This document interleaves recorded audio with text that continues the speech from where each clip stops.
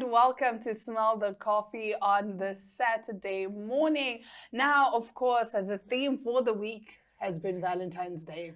It's love, love, love. It's love, man. Love is beautiful. Love is nice. Honestly, like I know we have been talking ever since January what people can get you as as a Valentine's Day present, and I've been very vocal. I want my goat or my cow. I don't want roses. What would be the most outrageous gift ever? Outrageous. Oh, what do you think would be outrageous? I'm just thinking. Is it those expensive flowers? You know those the ones that are like 3,000? You know those ones? No, that's not outrageous. It's not outrageous. Is it? I mean, like, what it's am I gonna do with $3,000? It's just standard.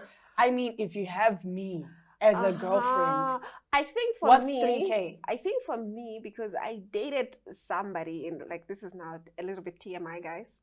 But you know, we're a family most now. But at this point, we're a family. You know what I mean? We're friends. Spill the beans. Yeah, exactly. So this somebody love bombed me, and love bombing. They do the most. The flowers, the shopping sprees, the what. He really did the most. And I think I'm a little bit, paranoid after that. Like when somebody, even if it's like on Valentine's Day. Yes. Like, why? Unfortunately, love bombing doesn't work on me because I don't see it as a red flag, because why wouldn't you be this obsessed with me 2 hours into knowing me? Like, it makes sense. Like, I'm awesome. And the issue, you know what I'm saying? Like, it for me, I'm the like, fact that it even took you that long. It took you the 2 moment you hours. laid eyes on me, you were supposed to be. You should have been like, Dana, there's my card. Go shopping. Yeah. So love bombing doesn't work on me because I'm like, that's how it makes sense. It should be like that. Expensive gifts very early on in the obsessed? relationship. Yes. Yeah, exactly. Why wouldn't you be obsessed with me? Am I toxic? Definitely. But am I working on it? No. No.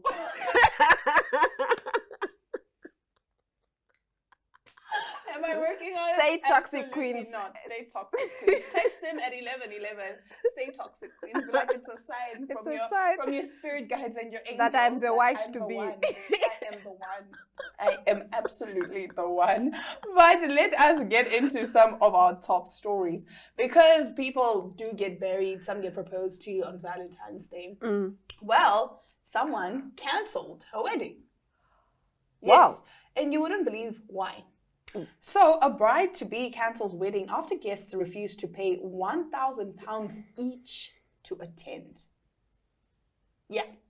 We all know how expensive it can be to attend a wedding, with guests forking out an average of £604 per event on transport, accommodation, presents, and all the other accoutrements of supporting the happy couple. This bride-to-be, however, expected those invited to a big day to contribute huge sums towards the cost, and has tanked relationships with both her fiancé and friends as a result. Taking to Facebook, the Canadian woman, identified only as Susan, explained in a group how her plans to marry her childhood sweetheart had been skewered by loved ones refusing to chip in.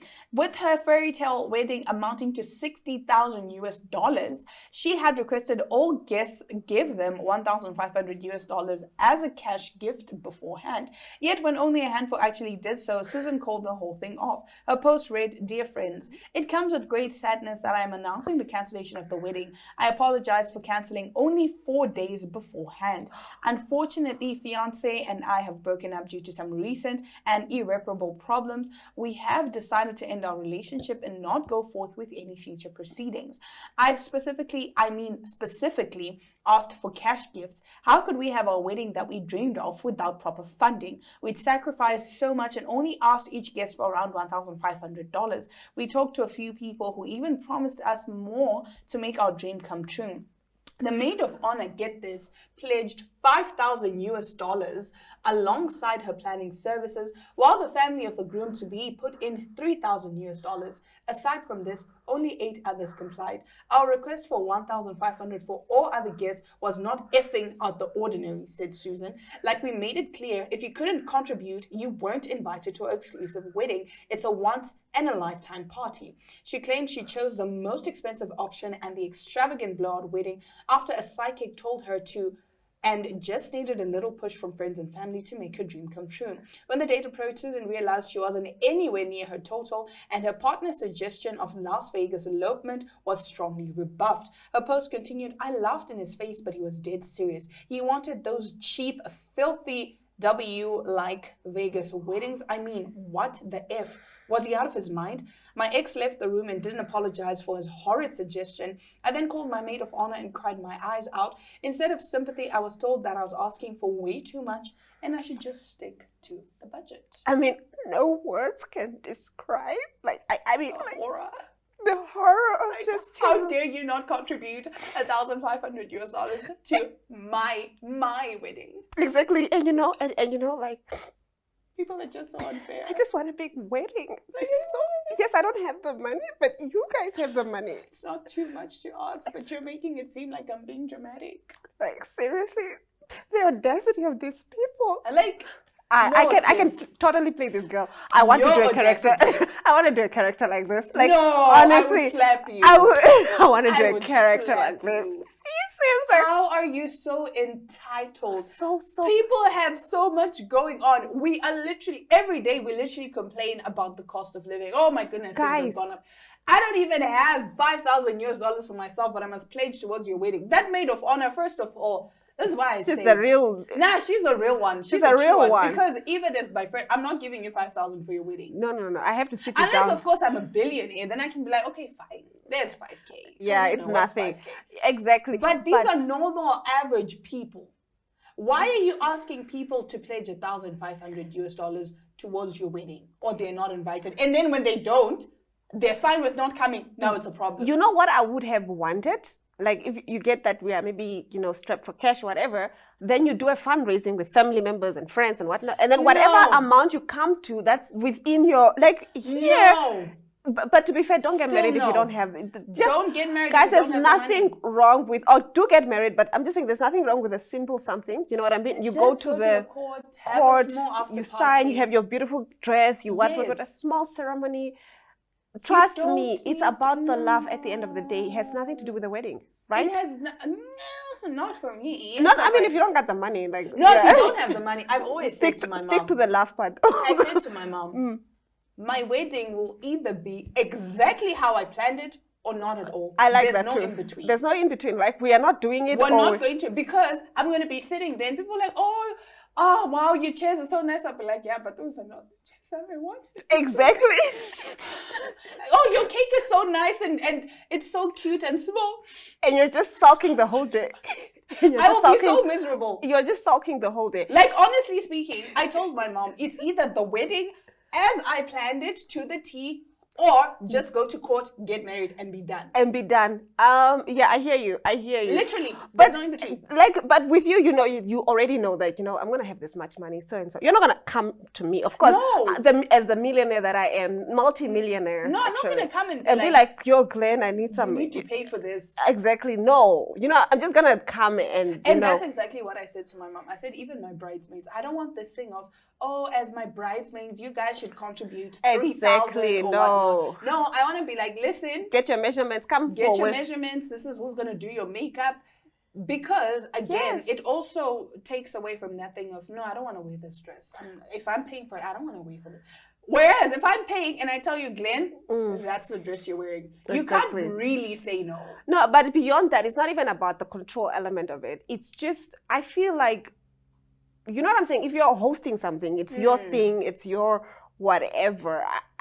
Fine, if people want to contribute, let them. Exactly, let them contribute because they But want don't to. force them to. You know what I mean? We didn't ask for you to get married, and now we didn't must ask you. fork out money like we didn't even have. as a bridesmaid, you know how expensive it is to be a bridesmaid. I Exactly. must pay for my dress, I must pay for my shoes, I must pay for whatever. To the be fair, we can bachelorette trip- afford these things, you and I, because we are multi-millionaires. can, yes, but but then, in like, general, you know what I In mean? general, I think everyone should have that mentality. Even when my mom was married, Host it for everybody. My mom and my dad paid for everything. Exactly, as it should be. Not this thing of every week there's a meeting. So, Glenn, how much are you going to pledge towards the wedding? I have money to do my things. Exactly. Like now, I must remove 5K from my budget so that I make Glenn's dreams come true. Exactly. No. I also don't No. like that. Like, honestly, No. if you're hosting, let it be about that. You Host know what I'm all saying? out. Yes, Big host shout all out. out. Big shout Unless out to people are Aina. contributing here. Big shout out to Aina. On I her loved birthday. her birthday, bro. Girl She came was just through. like, as long you guys come in these colors, Food and everything is catered for. just come. We as had you are. so much fun. We drank so much. We ate so much. And it was not. And we didn't spend a dime of our own money. Exactly, exactly. That is how things should be. So that's my point. Like, don't be here forcing people, you must pay this much, give this much. No. Nah.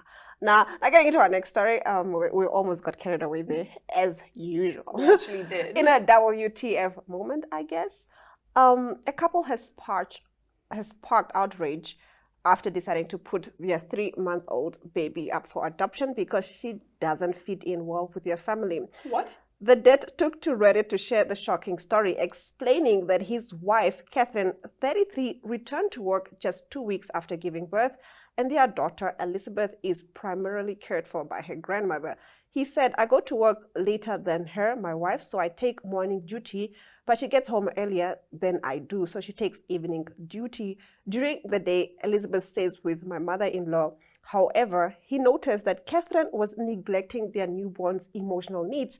Catherine really doesn't have anything to do with her, even if she's crying, unless it's for a real reason like being hungry or wet.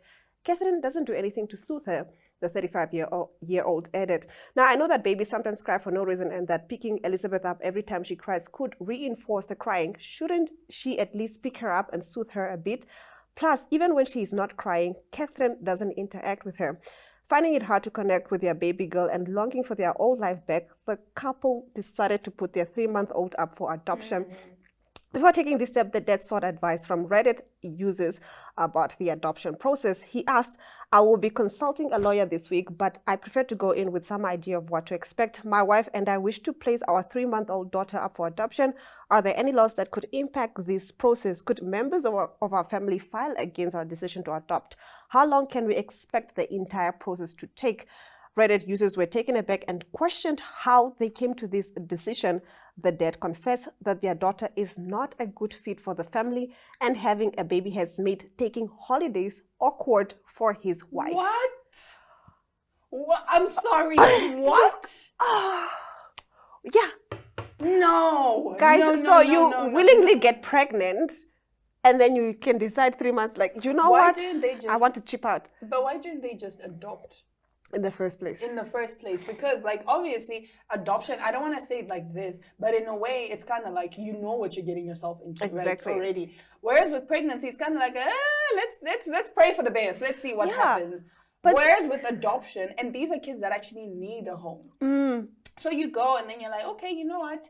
And then I guess you check which kid passes the vibe check, I guess. Passes the vibe check. Since that's what y'all want to do. But this is a 3-month-old, guys, come on. So you're at that stage where the baby's crying. I don't know much about babies. I think you're, well versed in that more than I, but I know that there's that stage where they're just crying a lot, and you know what I mean, they're going through that. That was me the very first night. Exactly. That my daughter was born. Like, yes, you feed her, she's crying. You change her diaper, she's crying. It's like, bro, what do you want from me? Like, what do I do with it? Exactly. And I was already starting to get frustrated, and then the one nurse came to me and she was like, don't get frustrated, because she's trying to convey a message, but you're not picking up the message. And I'm like, yeah, because I don't understand.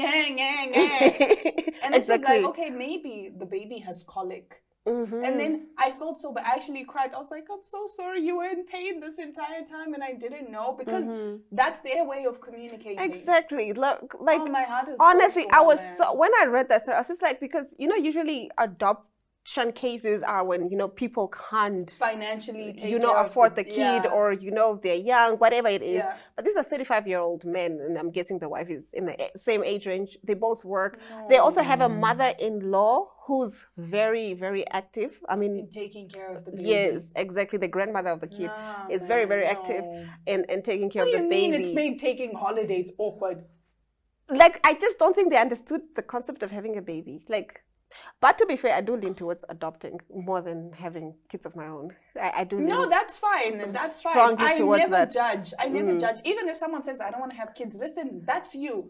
Exactly. Stop forcing people to say, oh, why would you? Or judging people, why would you want to adopt? That's what I want. Exactly. And if this person wants to have 10 kids, let them. Let them. It's not your womb. It's their life. It's their life. Let people do what they want. So, actually, in this case, it's fine. I would say they rather put the baby up for adoption rather than that child. They picked up that they are horrible parents. Rather than that child growing up in such a terrible, hostile environment where they can tell, I am not loved. I'm not wanted here. really inconvenience this. There are some people, like in my family, I'm not in my family, but in society in general, that have kids, and I can see the dislike and disconnect and how they feel like their kids are an inconvenience in their life. But you know, sometimes that's postpartum depression that went by untreated. That goes into 7-10 years. Because I'm really thinking this is sounding a lot more like postpartum because it's 3 months, especially for the mother. The dad, I don't understand why he's saying that. Okay, so we do have to, you know. I know.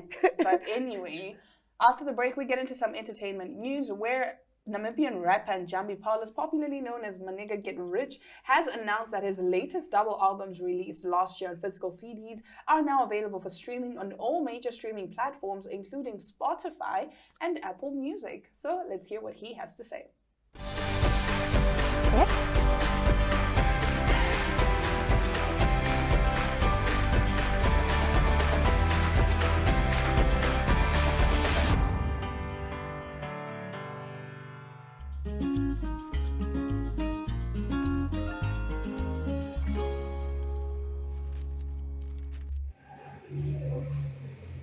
Namibia, this Paul Jabi, by official names.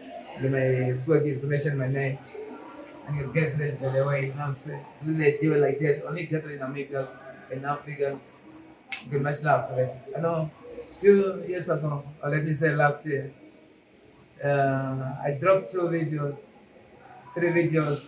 2 albums. And I take over the album because too many fears. Because it's not easy, you know. They rise on me. Then I'm feeling so much happy for this time around now.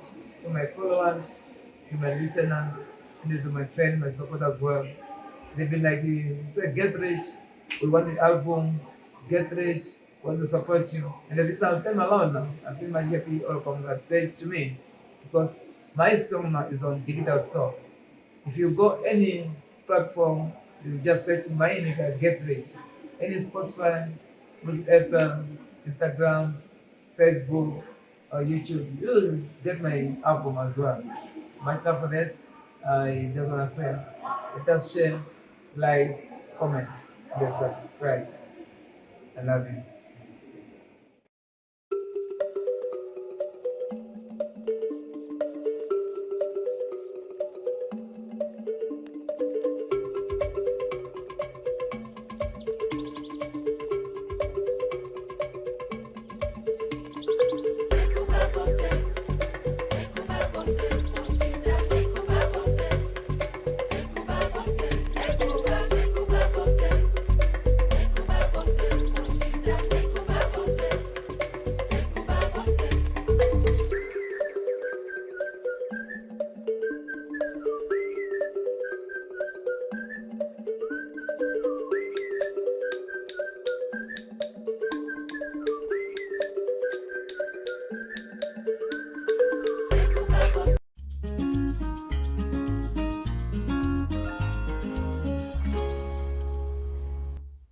Now, Breshnu Toivo talks to us about life as a male tech, a male nail technician, and why he chose to enter the industry. Let's take a look.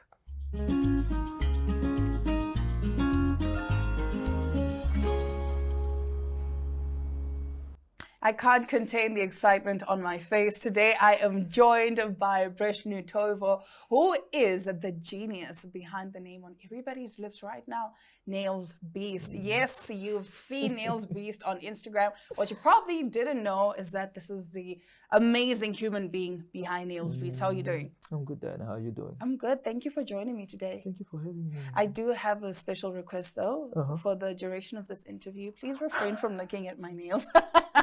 It's going to be a little bit difficult, but I'll try. Please don't. Okay, so you describe yourself as a male tech, right? Yeah. What is a male tech for those that don't know? A male tech is a male technician that is in a female-dominated industry, which is the nail space of doing manicures and pedicures and other services as well. Okay, Yeah. so when and how did you realize that this is what you wanted to do? It's something that has been ruminating in my mind for a very long time. Doing nails for me is, I don't think I can do anything else that is not doing nails.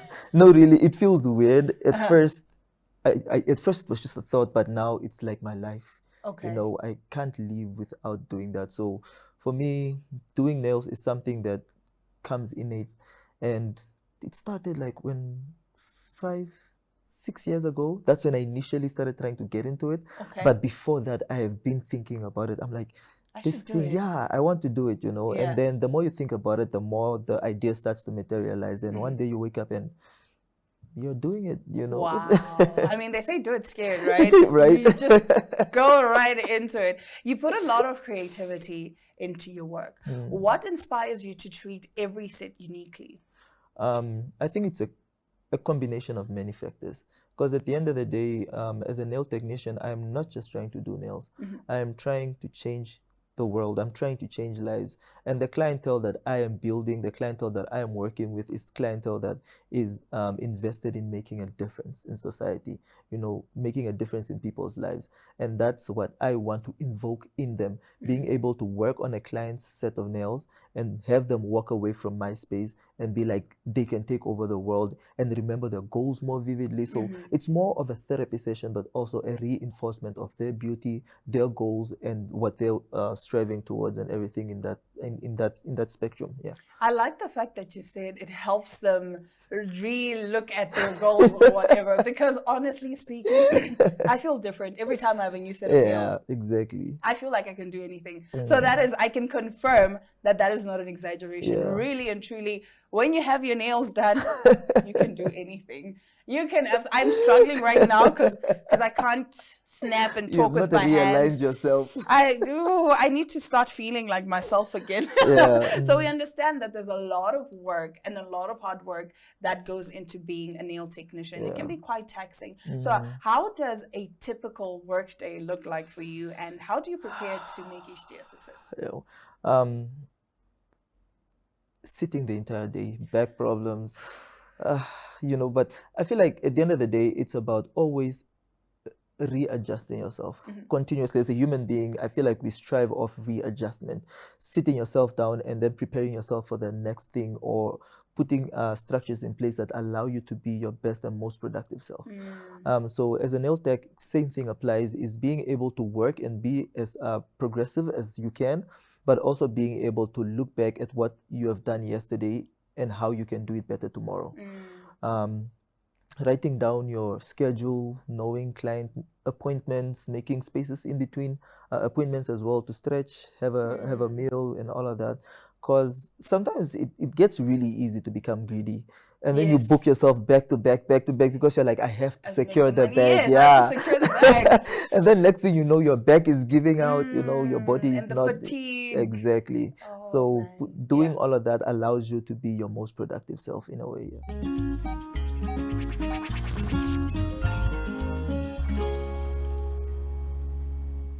In our Talk of the Town segment, the adventure racing team is coming to Namibia. Adventure racing is the ultimate race of human endurance. Teams of 4 athletes race around 500 kilometers in length through a unique journey, including mountain biking, trail running, and kayaking. The race is set to kick off in Walvis Bay on the 22nd of May 2024, and event organizer Heidi Miller shares more. Because in adventure racing, for those of you who don't know, but it is kayaking. That's probably the most difficult part, is to find water in Namibia. So we need kayaking, trekking, we call it trekking, which is another word for hiking, or trail running, and then also mountain biking, which you all know about. So yeah, sit back, let me go through it. And as we go along, can you hear me there at the back? So before I show you the promotion video, how it works with our events, and you can see the brochure in front of you, and we'll get there, about the World Series. We are actually 15 plus of these events around the world. So in fact, we are in competition with each other. You can imagine I'm trying to sell Namibia, and another guy is trying to sell Alaska and New Zealand and Europe. So what we do is we go to the country and we we scout the area, and then we make a filming production. And this post-production is what we WhatsApp and social media, YouTube, we share around the world this clip to give them an idea of what they can expect from the event.